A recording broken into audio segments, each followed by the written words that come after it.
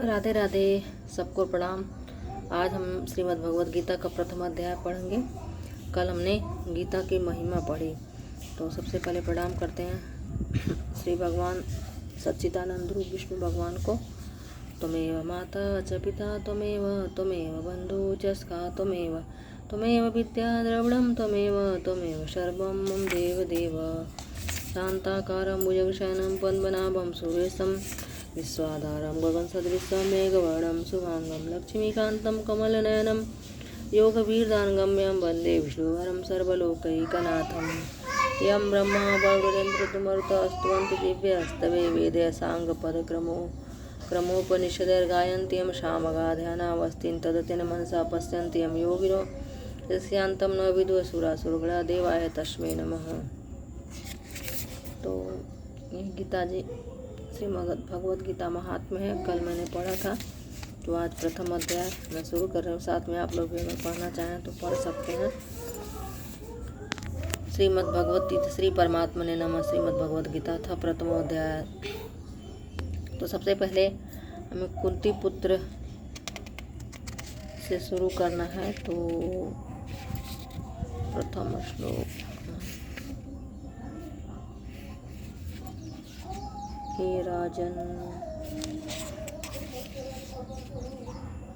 हे कृष्ण, हे मधुसूदन, हे जनार्दन,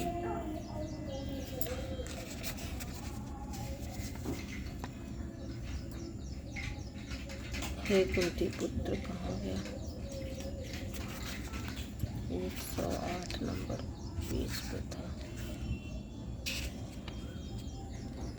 हे कुंती पुत्र अर्जुन, यम यम वापि स्मरन् भावं त्यजन्ते कलेवरं तम तमे वैति कौन्तेय सदा तद्भाव भावितः। तो मैं इंद्रेश जी महाराज जी का वीडियो देख रहे थे, तो उन्होंने कहा जब भी आप गीता पढ़ना शुरू करिए तो वहाँ से शुरू करिए जहाँ लिखा हो हे कौन्तेय, हे कुंती पुत्र अर्जुन। तो जो और अगर जब कहें कि हे अर्जुन तो वहाँ अपना नाम आप ले सकते हैं। तो हे कुंती पुत्र अर्जुन, यह मनुष्य अंतकाल में जिस भी भाव को स्मरण करता हुआ शरीर का त्याग करता है वह उसी को प्राप्त होता है, क्योंकि वह सदा उसी भाव से भावित रहता है। तो यहाँ से शुरू करते हुए अब चलते हैं हम प्रथम अध्याय पर। धर्म क्षेत्रे कुरुक्षेत्रे समवेता युयुत्सव मामका पांडवाश्च किम कुर्वत संजय। धृतराष्ट्र बोले, हे संजय, धर्म भूमि कुरुक्षेत्र में एकत्रित युद्ध की इच्छा वाले मेरे और पांडु पुत्रों ने क्या किया। संजय उवाच, दृष्टा तो पांडवानीकं व्यूढ़ं दुर्योधन अस्तदा आचार्य मुपन संज्ञम राजा वचन ब्रवीत। संजय बोले, उस समय राजा दुर्योधन ने व्यूह रचना युक्त पांडव सेना को देखकर और द्रोणाचार्य के पास जाकर यह वचन कहा, पश्यताम पांडुपुत्राणामाचार्य महती च मुमं व्यूढ़ां द्रुपदपुत्र तव शिष्येण धीमता। हे आचार्य, आपके बुद्धिमान शिष्य द्रुपद पुत्र धृष्टद्युम्न द्वारा व्यूहाकार खड़ी की गई हुई पांडुपुत्रों की बड़ी भारी सेना को देखिए।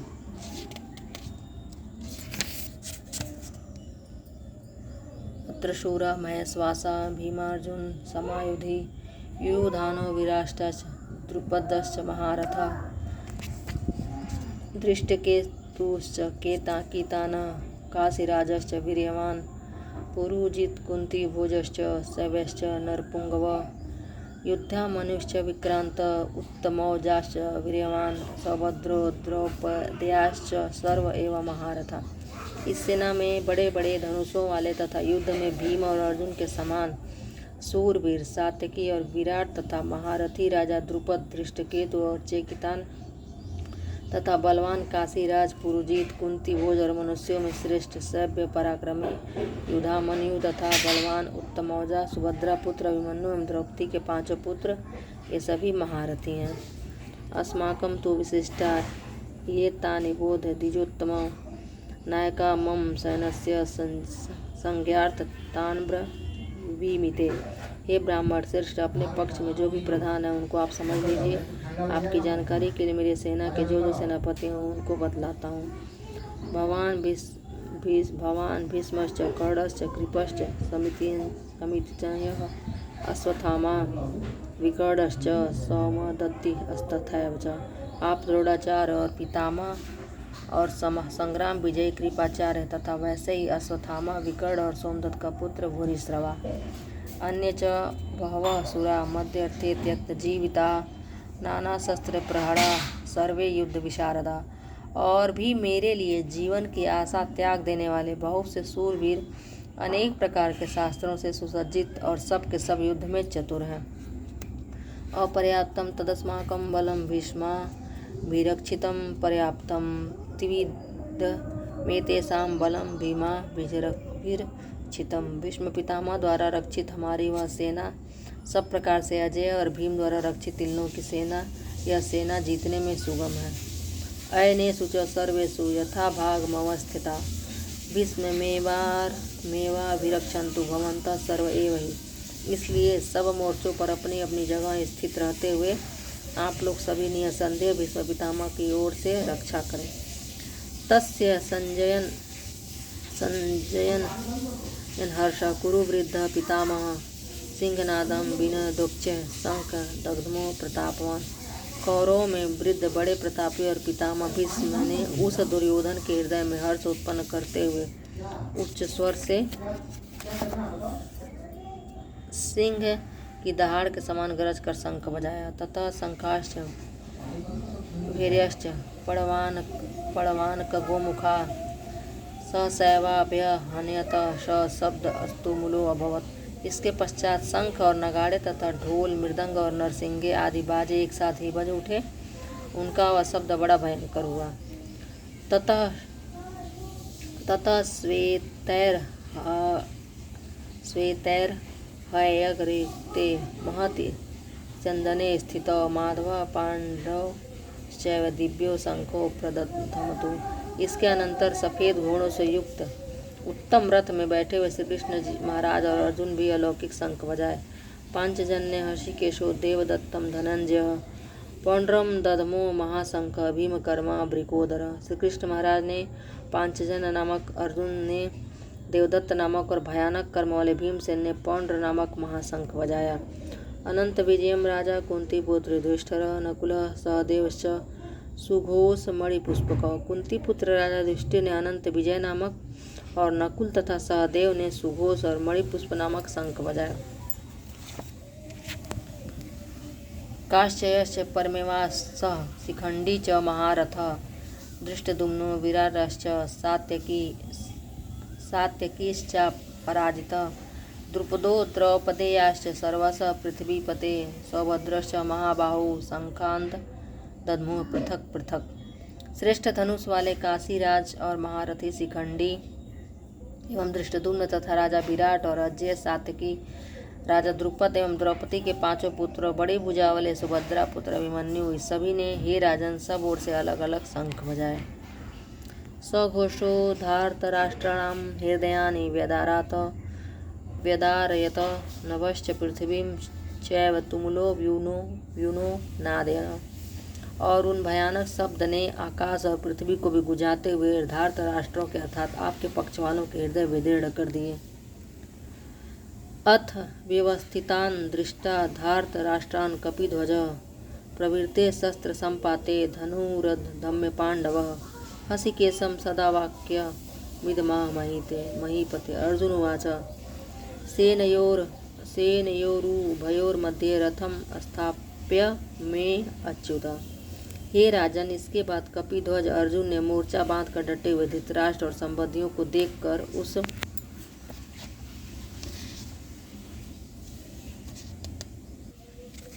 उस शस्त्र चलने की तैयारी के समय धनुष उठाकर हसिकेश श्री कृष्ण महाराज से वचन का, हे अच्युत, मेरे रथों को दोनों सेनाओं के बीच में खड़ा कीजिए।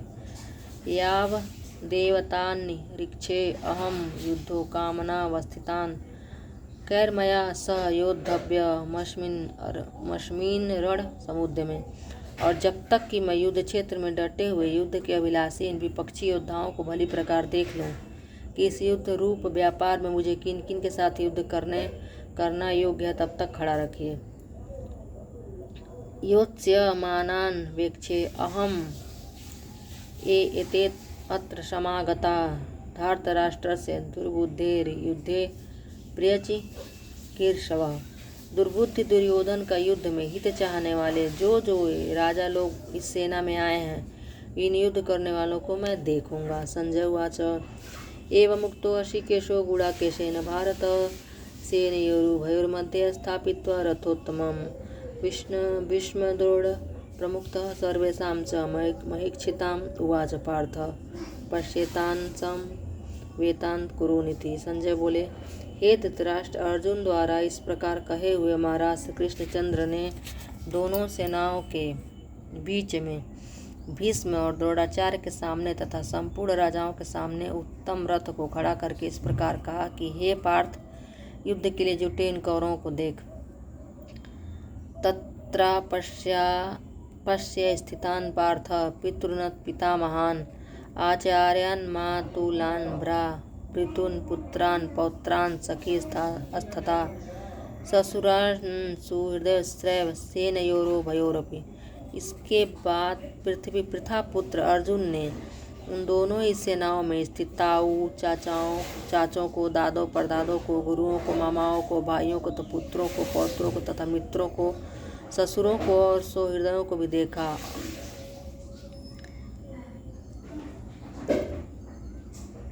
तान् समीक्ष्य स कौन्तेय सर्वा बन्धून् वस्थितान् कृपया पर्याविष्टो विसिद्धिं दम ब्रवीत। उन उपस्थित संपूर्ण बंधुओं को देखकर वे कुंती पुत्र अत्यंत करुणा से युक्त होकर शोक करते हुए वचन बोले। वेकाम उत्तरार्ध और अष्टांग वेका पूर्वार्ध 27 का। अर्जुन उवाच दृष्टेम स्वजनम कृष्णम युत्सवं समुपस्थितं सीदन्ति मम गात्राणि मुखं च परिशुष्यति बेपतुश्च शरीरे में रोमहर्षः जायते। अर्जुन बोले, हे कृष्ण, युद्ध क्षेत्र में डटे हुए युद्ध के अभिलाषी इन स्वजन समुदाय को देखकर मेरे अंग शिथिल हुए जा रहे हैं और मुख सूखा जा रहा है तथा मेरे शरीर में कंप एवं रोमांच हो रहा है। गांडीवं संसृते हस्तास्तैवच परिदहते न च शक्रो मयवस्थातुं धनुपविच्चे में मनः। हाथ से गांडीव धनुष गिर रहा है और त्वचा भी बहुत जल रही है तथा मेरा मन भ्रमित सा हो रहा है, इसलिए मैं खड़ा हो रहने को भी समर्थ नहीं हूँ। निमित्तानि च पश्यामि विपरीतानि केशव न च स्त्रेव अनुपश्यामि हत्वा स्वजनमावे। हे केशव, मैं लक्षणों को भी विपरीत ही देख रहा हूँ तथा युद्ध में स्वजन समुदाय को मारकर कल्याण भी नहीं देखता। न कांगक्षे विजयम कृष्ण न राज्यम सुखानि च किम नो राज्येन गोविंद किम भोगै जीवितेन वा। हे कृष्ण, मैं न तो विजय चाहता हूँ और न राज्य तथा सुखों को ही। हे गोविंद, हमें ऐसे राज्य से क्या प्रयोजन है तथा अथवा ऐसे भोगों और जीवन से भी क्या लाभ है। ऐसा मर्थे कांगीक्षतम नो राज्यम भोगाः सुखानि च त इमेव स्थिता युद्धे प्राणाम त्यक्त्वा धनानि च। हम जिनके लिए राज्य भोग और सुखादि अभिष्ट हैं, वे ही सब धन और जीवन की आशा को त्याग कर युद्ध में खड़े हुए हैं। आचार्य पितरः पुत्रास्तैव च पितामहा मातुलः ससुरा स्वसुरा पौत्रा श्याला संबंधीन अस्थता। गुरुजन ताऊ चाचे लड़के और उसी प्रकार दादे मामे ससुर पौत्र साले तथा और भी संबंधी लोग हैं। एतान हन्तुमिच्छामि घ्रतो अपि मधुसूदन अपि त्रैलोक्य राज्यस्य हेतो किम नु मही कृते। हे मधुसूदन, मुझे मारने पर भी अथवा तीनों लोकों के राज्य के लिए भी मैं इन सबको मारना नहीं चाहता, फिर पृथ्वी के लिए तो कहना ही क्या है। निहत्य धार्त राष्ट्रान का प्रीति स्यात् जनार्दन पापमेवा श्रयेद अस्मानः त्वतान्नाथ तायिनः। हे जनार्दन, धृतराष्ट्र के पुत्रों को मारकर हमें क्या प्रसन्नता होगी, इन आतताइयों को मारकर हमें तो पाप ही लगेगा। तस्मान्नाहार वयम हन्तु धार्तराष्ट्रान् स्वबान्धवान् स्वजनम ही कथ्यम हत्वा सुखिनः स्याम माधव। अतएव हे माधव, अपने ही बांधव धृतराष्ट्र के पुत्रों को मारने के लिए हम योग्य नहीं है, क्योंकि अपने ही कुटुंब को मारकर हम सुखी कैसे होंगे। यद्यपेते न पश्यन्ति लोभोपहत चेतसः कुलक्षय कृतं दोषं मित्रद्रोहे च पातकं कथं न ज्ञेयमस्माभिः पापादस्मान् वर्तितुं कुलक्षय कृतं दोषं प्रपश्यर्धि जनार्दन। यद्यपि लोभ से भ्रष्टचित्त हुए ये लोग कुल के नाश से उत्पन्न दोष को और मित्रों से विरोध करने में मैं पाप को भी नहीं देखते। तो भी ये जनार्दन, कुल नाश से उत्पन्न दोष को जानने वाले हम लोगों को इस पाप से हटने के लिए क्यों नहीं विचार करना चाहिए। कुलक्षय प्रसन्ति कुल धर्मा सनातना धर्मे नष्टे कुलम कृतसन धर्मो अभिभवत्युत। कुल के नाश से सनातन कुल धर्म नष्ट हो जाते हैं। धर्म के नाश हो जाने पर संपूर्ण कुल में पाप भी बहुत फैल जाता है।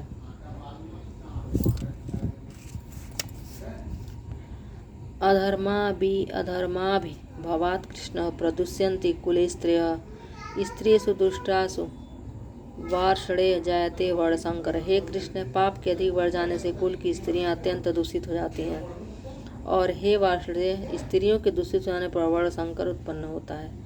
शंकरो नरका एव कुलघ्राणां कुलस्य च पतन्ति पितरो होशां लुप्तपिण्डोदक्रिया। वर्णशंकर कुल घातियों को और कुल को नरक में ले जाने के लिए ही होता है। लुप्त हुई पिंड और जल की क्रिया वाले अर्थात श्राद्ध और तर्पण से वंचित इनके पितर लोग भी अधोगति को प्राप्त होते हैं। दोषो रहते हैं कुलघानम वर्णशंकर कारके उत्सात्यन्ते जाति धर्म कुल धर्मांच शाश्वता। इन वर्णशंकर कारक दोषों से कुलघातियों के सनातन कुल धर्म और जाति धर्म नष्ट हो जाते हैं। उत्सन्न कुल धर्माणां मनुष्याणां जनार्दन नरके अनियतम वासो भवतीत्यनुशुश्रुम। हे जनार्दन, जिनका कुल धर्म नष्ट हो गया है ऐसे मनुष्यों का निश्चित काल तक नरक में वास होता है, ऐसा हम सुनते आए हैं। अहोवत महत्पापम कर्तु व्यवसिता वयम यद्राज्य सुखलोभेन हन्तु स्वजनमभूद्दता। हाँ शोक, हम लोग बुद्धिमान होकर भी महान पाप करने को तैयार हो गए हैं, जो राज्य और सुख के लोभ से स्वजनों को मारने के लिए उद्यत हो गए हैं। यदि माँ प्रतीकार मस्त्रम शस्त्र पाण्य धार्तराष्ट्र रणे हन्युमसंत में क्षेमतरम भवेत। यदि मुझ शस्त्र रहित एवं सामना न करने वाले को शस्त्र हाथ में लिए हुए धृतराष्ट्र के पुत्र रण में मार डालें तो मारना भी मेरे लिए अधिक कल्याणकारक होगा। एवं मुक्त्वार्जुन संख्ये रथो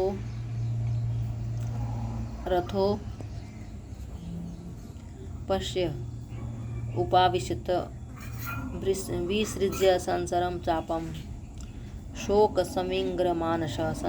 संजय बोले, रणभूमि में शोक से उद्विग्न मन वाले अर्जुन इस प्रकार कहकर बाण सहित धनुष को त्याग कर रथ के पिछले भाग में बैठ गए। तत्सदिति श्रीमद्भगवद्गीता सुपनिस्तु ब्रह्मा विद्यायां योग शास्त्रे श्री कृष्ण अर्जुन संवादे अर्जुन विषाद योगो नाम प्रथमो अध्याय। तो अर्जुन विषाद का जो योग है उस को प्रथम अध्याय कहा गया है। तो कल पढ़ेंगे हम लोग द्वितीय अध्याय और आप लोग भी पढ़ सकते हैं साथ साथ में, अगर आपके पास हो तो, नहीं हो तो सुन सकते हैं और ज़रूरी पढ़ें। श्री हरि श्री परमात्मा ने नमः। कल पढ़ेंगे द्वितीय अध्याय।